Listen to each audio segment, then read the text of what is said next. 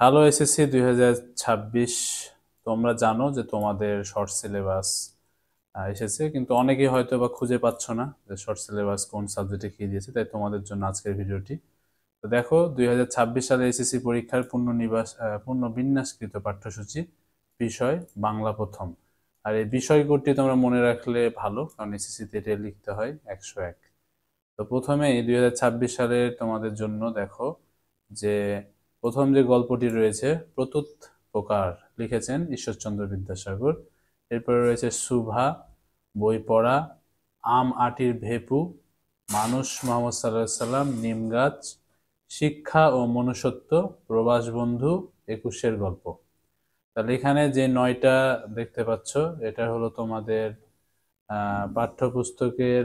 যেমন নিম গাছ কিন্তু একটা কবিতা, তো এবার কবিতা গদ্য সব মিক্সড করা রয়েছে। এরপরে রয়েছে দেখো কপোতাক্ষ নদ, খুবই ইম্পর্টেন্ট একটা কবিতা, এখান থেকে প্রশ্ন প্রতি বছর আসে, তোমাদেরও আসবে। এরপরে রয়েছে জীবন বিনিময়, লিখেছেন গোলাম মোস্তফা, ওমর ফারুক, কাজী নজরুল ইসলাম। তারপর রয়েছে সেই দিন এই মাঠ, জীবনানন্দ দাশ।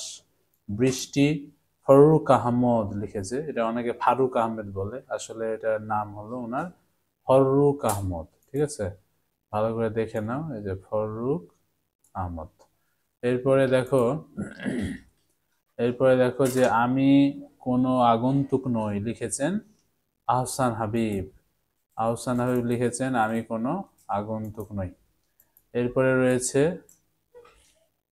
বোশেখ আল মাহমুদ। এবং সর্বশেষে তোমাদের উপন্যাস রয়েছে 1971, হুমায়ুন আহমেদের লেখা।